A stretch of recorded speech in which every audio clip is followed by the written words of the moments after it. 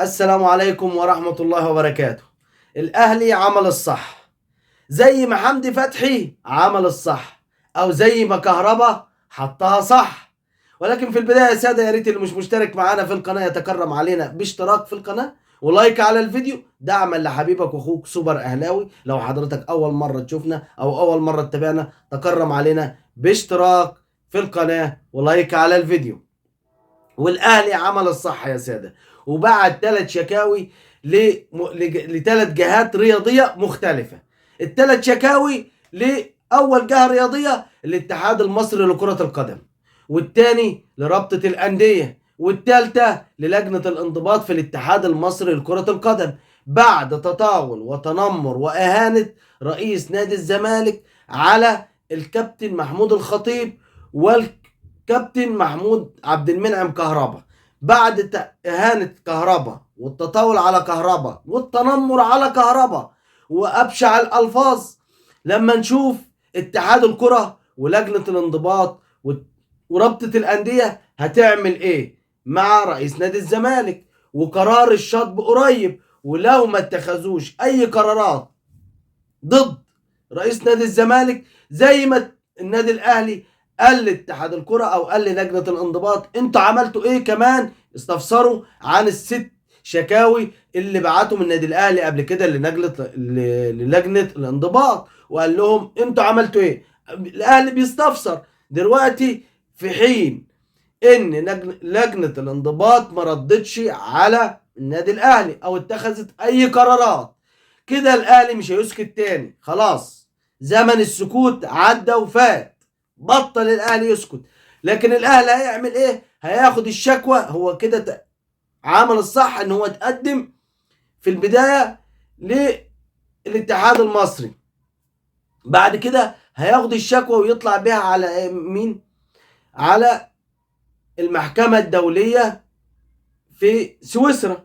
ليه بقى؟ او المحكمة الرياضية الدولية، علشان يبقى قرار الشطب نهائي. دي المحكمة الدولية، لا الفيفا ولا غير الفيفا، ده هتبقى لجنة الانضباط مش تابعة للفيفا، لا دي المحكمة الرياضية الدولية اللي هي تخص كل حاجة.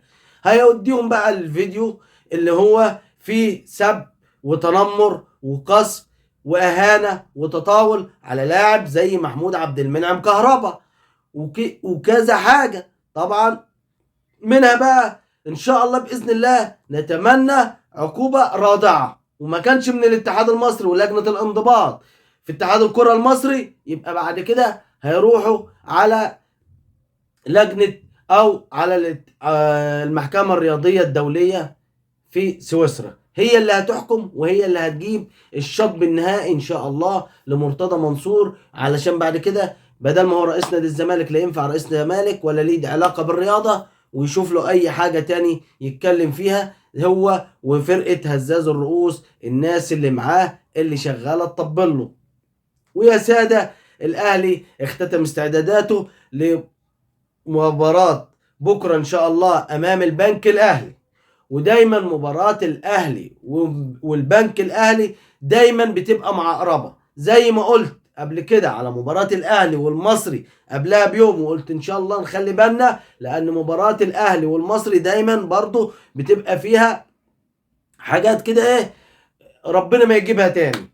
ولكن مباراة الاهلي والبنك الاهلي دايما معقربة، ودايما فيها الحكم او الحكام، الحكم الفاجر اللي بيجي ما احنا لحد الان ما نعرفش مين الحكم، ولكن عارفين بيحصل فيها ايه. زي الموسم الماضي لما كان الحكم الفاجر امين عمر، وكان معاه على الفيديو محمد سلامة اللي كان برضه في مباراة الاهلي والبنك الاهلي في الموسم اللي قبل الماضي لما حسب هدف لايمن اشرف، وكان على الفيديو عمرو الشناوي ورجعه ولغاه. كان السنة الموسم الماضي امين عمر وحسب جون او حسب هدف بتاع محمود وحيد للنادي الاهلي، ولكن رجعوا مين؟ محمد سلامة. قال له تعالى الفاول اتلعب من كرة متحركة، وشغل البطل والفجور، وده اللي الواحد بيخاف منه. فكل التوفيق بعد اكتمال صفوف النادي الاهلي وعوده عمرو السوليه وبرونو صافيو ومحمود متولي ان شاء الله باذن الله.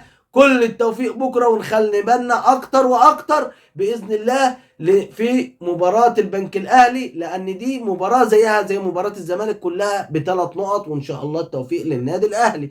واستمرار غياب احمد فتوح وعبد الله جمعه، لعل المنع خير، ولا هي لسه اثار المنشطات لسه ما راحتش لحد دلوقتي؟ هل ليه فيريرا مستبعدهم من عدم اكتمال لياقه، ولا عدم المنشطات لسه ما خرجتش لحد الان، وبيطلعين بيضحكوا علينا وبيقول لك لا ده في اجهاد وما اعرفش ايه، ولحد الان الاهلي او الزمالك ما لعبش في 2023 وفاز مباراه، ومباراته بكره امام غزل المحله، وان شاء الله ربنا يكرم غزل المحله. وفي الختام ما تنسوش الاشتراك في القناه ولايك على الفيديو، والسلام عليكم ورحمه الله وبركاته.